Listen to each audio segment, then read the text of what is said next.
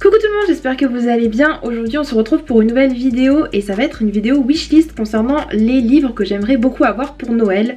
J'ai sélectionné une vingtaine de titres qui me tentent beaucoup pour vous présenter les livres que j'aimerais beaucoup lire et beaucoup avoir pour Noël, vous donner aussi envie de lire ces titres, que vous me partagiez ceux que vous avez envie d'avoir pour Noël, vous partagez aussi que vous puissiez me dire si vous avez lu ces titres et pour me donner encore plus envie de les lire ou sinon que je les mette de côté et que je ne les lise pas. Et aussi pour peut-être vous donner des idées de cadeaux à offrir ou à vous faire offrir. En tout cas, voilà le but principal de cette vidéo. J'espère qu'elle durera pas très longtemps. Je vais essayer de passer assez rapidement sur les titres pour éviter que ça dure trop longtemps. Mais voilà, j'espère que ça vous plaira. Et on va commencer tout de suite. J'ai quelques petites notes et j'ai pris mon portable pour avoir les infos essentielles. On va commencer, donc c'est parti avec le premier, c'est La Ville sans vent, le tome 1, donc le tome 2 vient juste de sortir, de Éléonore de Villepoix, aux éditions Hachette. C'est l'histoire d'un garçon qui vient de terminer sa formation de mage et son mentor a été assassiné, donc il va se lancer à la poursuite de la personne du tueur tout simplement. Et il va croiser le chemin d'une jeune guerrière qui elle a envie de retrouver son père. Et donc je suppose que garçon-fille il va y avoir peut-être une romance. J'ai vu beaucoup d'avis positifs, donc c'est pour ça que je voulais le mettre. Ensuite j'ai aussi envie de lire À quoi rêvent les étoiles de Manon Fargeton. Aux éditions Gallimard Jeunesse. Donc c'est un destin croisé de plusieurs personnages, de 5 personnages.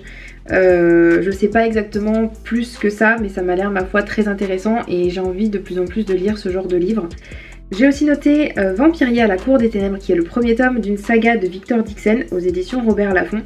Là on se retrouve à Versailles, donc au temps de la royauté et au temps de Louis XIV, sauf que on a des personnages qui sont des vampires et le roi est un vampire.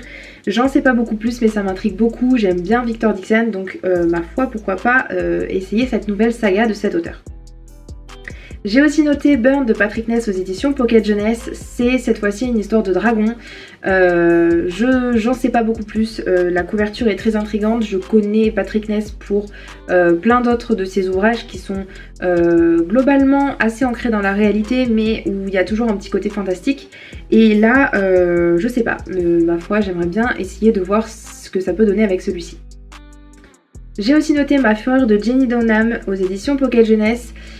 Si vous avez vu une de mes vidéos où j'ai parlé de Jenny Donham, je sais plus laquelle c'est, mais je disais que j'avais lu lorsque j'étais petite, quand j'étais au collège, je devais avoir 13-14 ans. J'ai lu, j'allais à la bibliothèque de ma ville et j'avais vu un livre de Jenny Donham qui est Toi contre moi, et c'était un livre qui m'avait vraiment beaucoup touchée, que j'avais beaucoup aimé, et c'est une romance tout simplement, mais qui a un côté assez dramatique, assez triste. Et je me suis dit pourquoi pas retenter l'expérience plusieurs années après pour voir si j'aime toujours autant les livres qu'elle écrit. Et ma foi, je sais pas vraiment de quoi il en retourne. Je crois que c'est deux personnages qui sont assez différents. Et je sais pas vraiment, mais j'ai vraiment très envie de lire juste pour ressentir les mêmes choses que j'avais pu potentiellement ressentir avant. J'ai aussi noté le tome 3 des 100 de Cass Morgan aux éditions Robert Laffont dans la collection R. C'est une saga que j'aime beaucoup et j'ai lu le deuxième tome il n'y a pas très longtemps. C'est l'histoire de jeunes qui vont être envoyés sur Terre, ils viennent de la Lune et ils sont envoyés sur Terre tout simplement parce que c'est pour les punir en fait. Parce qu'ils ont commis des choses atroces et soit ils étaient tués, mais en fait ils ont décidé de les envoyer sur Terre pour voir si elle était encore habitable et pour pouvoir ensuite recoloniser la Terre.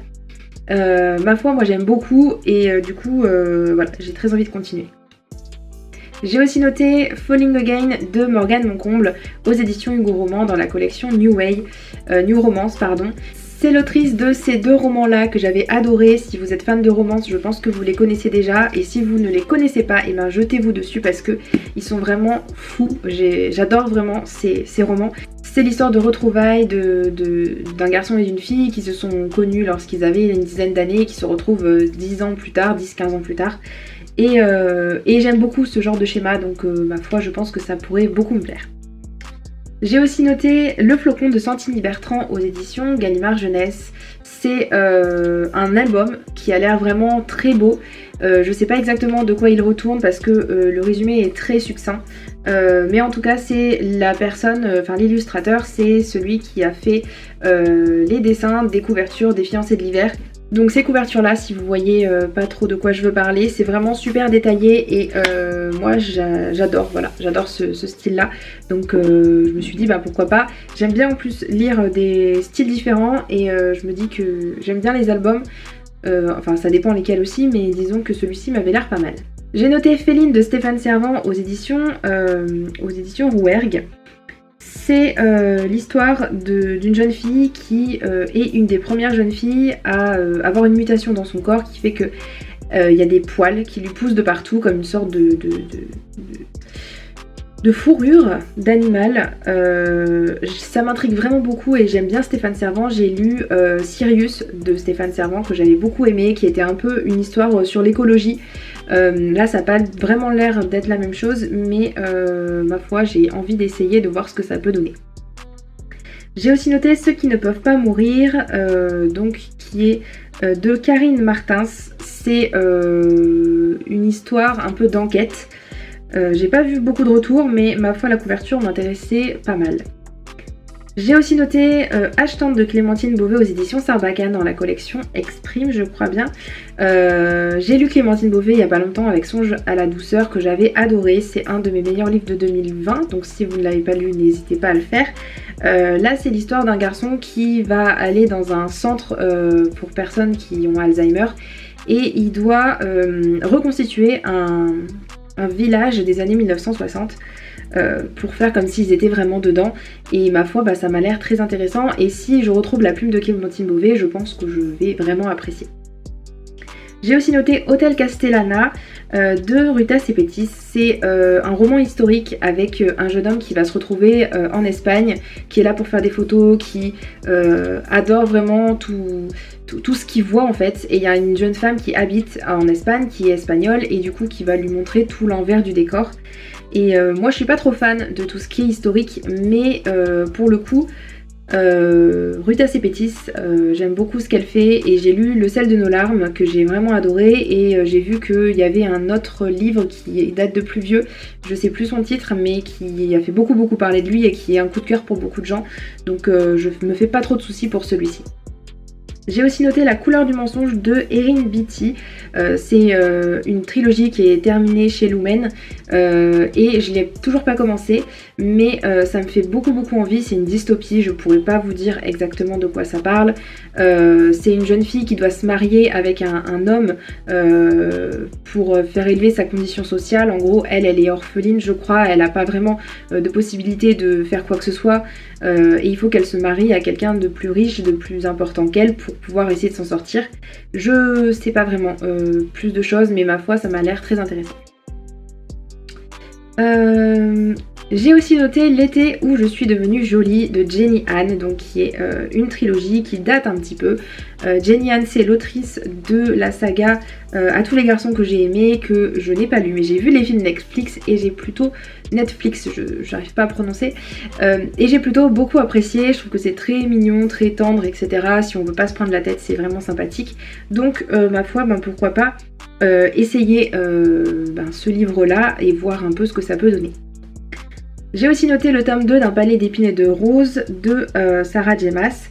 J'ai lu le premier tome et j'ai plutôt bien apprécié, mais j'ai pas eu l'engouement que tout le monde a pu avoir. Et à ce qui paraît, plus ça avance et meilleur c'est. Donc ma foi, autant continuer et voir avec le tome 2 ce que ça peut donner. J'ai aussi noté Sadie de Courtney Summers aux éditions Hachette. C'est un livre, encore une sorte d'enquête avec une jeune fille qui va disparaître, Summers, qui va disparaître un beau jour. Et en fait, elle va se lancer à la poursuite de la personne qui a tué ou qui a enlevé, je sais plus, sa sœur. Et voilà, je sais pas, je suis un peu dans cette vibe d'avoir des choses un petit peu d'enquête. Donc ma foi, ça fait un petit moment que je l'ai d'ailleurs dans ma wishlist. Avant-dernier livre, c'est Un bonheur imparfait de Colleen Hoover aux éditions Hugo Roman. C'est l'histoire d'une jeune femme qui va vivre plus ou moins le parfait amour avec un homme. Le seul souci c'est que elle va vouloir un enfant et elle va jamais pouvoir l'avoir et ça va créer un gros problème en fait au sein du couple. Colleen Hoover, je l'aime beaucoup, j'aime beaucoup ce qu'elle fait en règle générale. J'ai eu quelques petits, pas soucis, mais disons que j'ai eu quelques petites déceptions par rapport à cet auteur. Mais je me dis que j'ai envie de tous les lire en fait finalement et j'ai envie de me faire une opinion de tout ce qu'elle peut produire. Donc voilà, j'ai envie de lire celui-ci même si d'après ce que j'ai entendu, les retours sont pas très positifs. Et pour finir, j'ai décidé de mettre dans cette wishlist Le syndrome du spaghetti de Marie Vareille aux éditions Pocket Jeunesse. C'est un livre que j'ai vu beaucoup sur leur compte Instagram, je pense qu'ils le mettent vraiment en avant. Et c'est un livre qui a fait beaucoup de coups de cœur autour de lui, donc je me dis pourquoi pas essayer. En plus, l'héroïne s'appelle Léa comme moi, du coup ça fait un point commun. Je sais que c'est une sorte de romance, amitié, je sais pas exactement, enfin c'est une histoire contemporaine avec deux personnages qui ont peut-être des problèmes un peu dans leur vie, je sais pas exactement, mais en tout cas ça m'intéressait pas mal, enfin c'est surtout les retours que j'ai vus qui me donnent envie de le lire, donc à voir. Voilà, c'est tout pour ma vidéo, j'espère qu'elle vous aura plu. Si vous avez lu un de ces livres comme d'habitude, dites-le moi en commentaire. Et si vous voulez me partager aussi votre wishlist pour Noël, n'hésitez pas à le faire aussi. Et je vous dis à bientôt dans une prochaine vidéo. Ciao ciao!